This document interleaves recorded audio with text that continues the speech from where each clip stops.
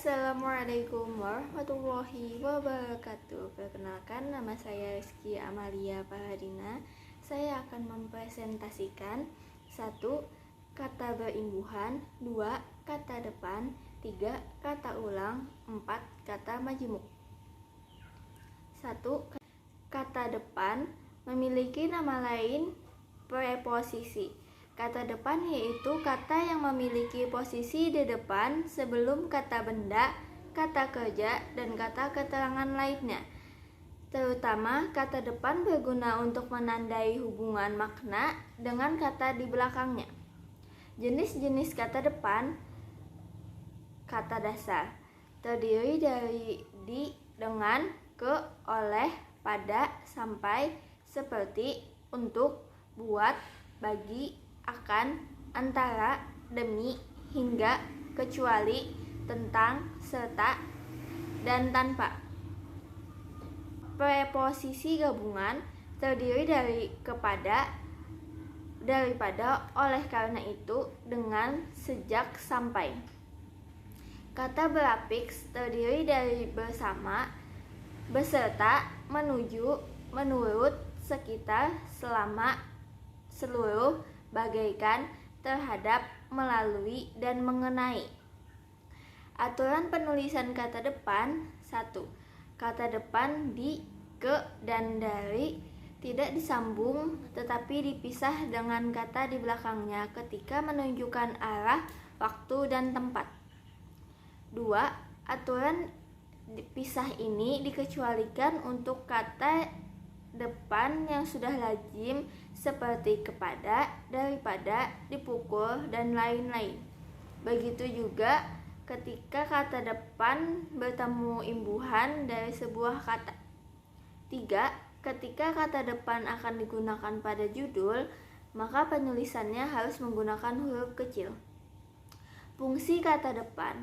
Fungsi kata depan untuk menyatakan tempat berada dan perbandingan, menyatakan hal atau masalah dan sebab akibat, menyatakan maksud atau tujuan, menyatakan arah asal dan arah tujuan, menyatakan pelaku dan tempat berlangsung.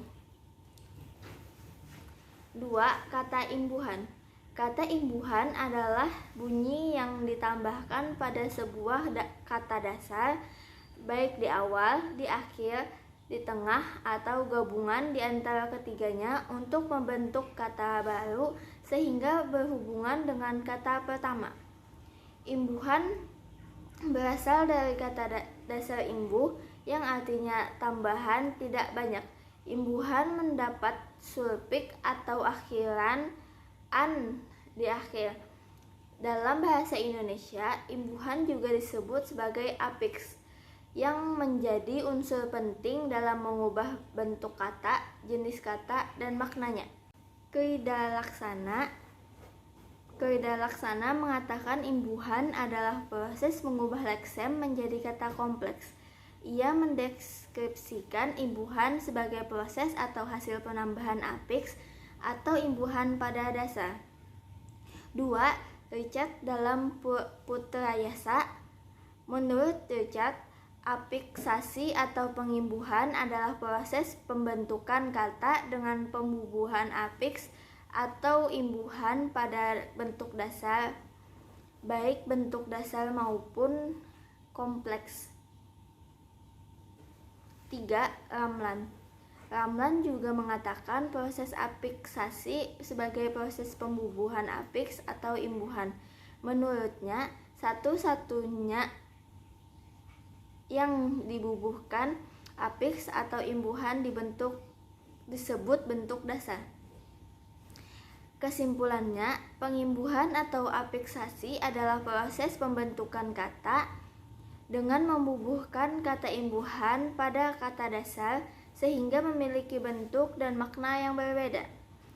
Imbuhan berfungsi mengubah kata dasar menjadi kata benda, kata sifat, hingga kata kerja.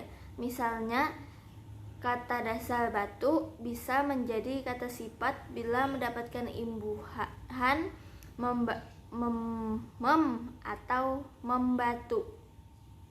Berikut ini beberapa fungsi imbuhan yang harus dipahami penulis, antara lain: 1. Kata benda.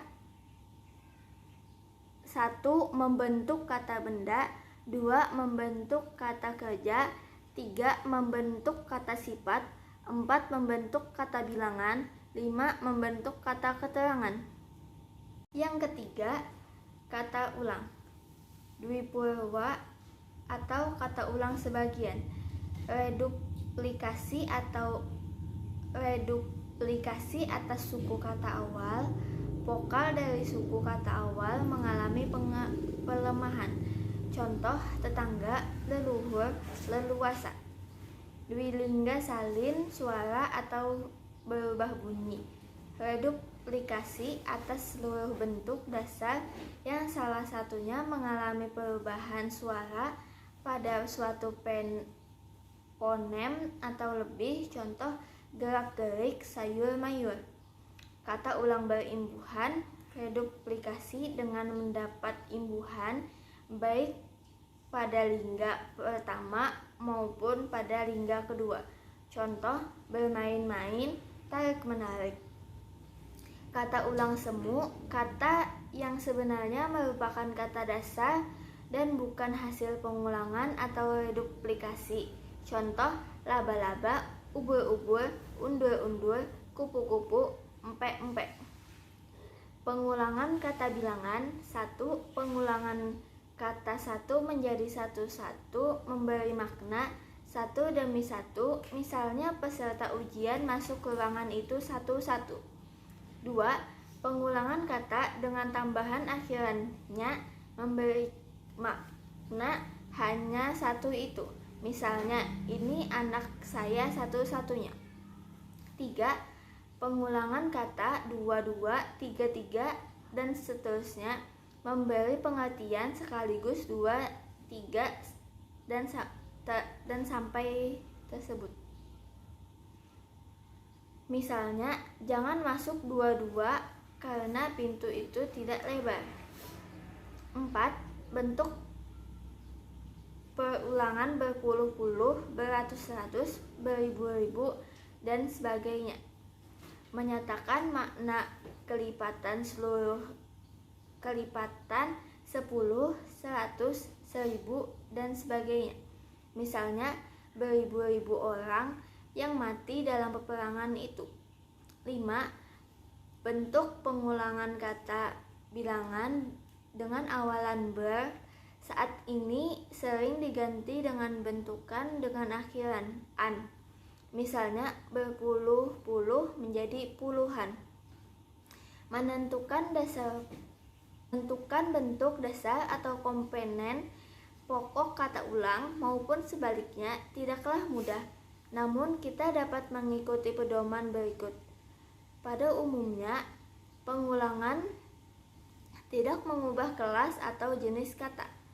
Jadi, bila kata ulang tersebut termasuk jenis kata benda, maka bentuk dasarnya juga kata benda. Misal, anak-anak, komponen pokoknya anak. Menari, komponen pokoknya menari. Bentuk dasar yang menjadi komponen pokok kata ulang selalu berupa bentuk dasar yang terdapat dalam pemakaian bahasa Indonesia. Misal, mengamat-amati, komponen pokoknya mengamati atau bukan mengamat atau amati. Tari-tarian, komponen pokoknya tarian. Contoh pemakaian kata ulang dalam kalimat: 1. Negara-negara itu telah berperan serta dalam menegakkan hak asasi manusia. 2. Mereka-merekalah yang akan mewarisi masa depan bangsa ini. 3. Pada saat Idul Fitri, kami bersalam-salaman untuk bermaaf-maafan. 4. Ketiga-tiganya telah berhasil masuk Pinang. 5. Bentuklah kelompok 2-2. Keempat, kalimat majemuk. Unsur-unsur kalimat jenis Kalimat-kalimat majemuk setara kalimat majemuk bertingkat contoh sosial tentang media kurikulum beranda. Unsur-unsur kalimat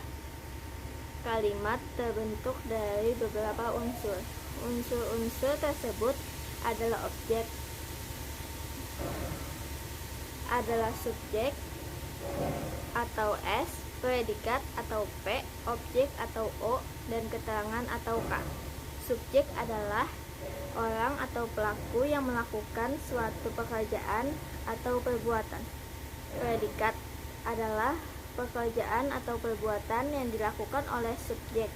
Predikat merupakan unsur yang menjelaskan subjek sehingga biasanya terletak setelah subjek. Objek adalah sesuatu yang dikenal pekerjaan oleh subjek. Keterangan adalah fungsi yang menjelaskan fungsi-fungsi dalam kalimat. Keterangan dapat menjelaskan keterangan tempat dan waktu. Kalimat majemuk. Unsur-unsur kalimat majemuk setara kalimat majemuk bertingkat. Contoh soal tentang media kurikulum beranda, jenis kalimat yang berdasarkan jumlah klausanya, yaitu kalimat tunggal dan kalimat majemuk. 1. Kalimat tunggal adalah kalimat yang hanya terdiri atas subjek dan satu predikat. Contoh, Wati menyiram tanaman di halaman rumah. 2. Kalimat majemuk adalah kalimat yang terdiri atas gabungan dua klausa atau lebih. Dalam kalimat ini terdapat konjungsi atau kata hubung yang berfungsi menggabungkan klausa. Kalimat majemuk dibagi menjadi 3, yaitu kalimat majemuk setara, kalimat majemuk perapatan, dan kalimat majemuk bertingkat. Kalimat majemuk. Unsur-unsur kalimat. Jenis kalimat-kalimat majemuk setara kalimat majemuk bertingkat. Contoh soal tentang media kurikulum beranda. Kalimat majemuk setara kalimat majemuk setara adalah penggabungan dua kalimat tunggal atau lebih yang kedudukannya sejajar. Konjungsi yang biasanya digunakan diantaranya dan, atau, tetapi, sedangkan, bahkan. Contoh, Yanti bermain boneka dan Hani mengerjakan tugas sekolah. Demikian, terima kasih. Wassalamualaikum warahmatullahi wabarakatuh.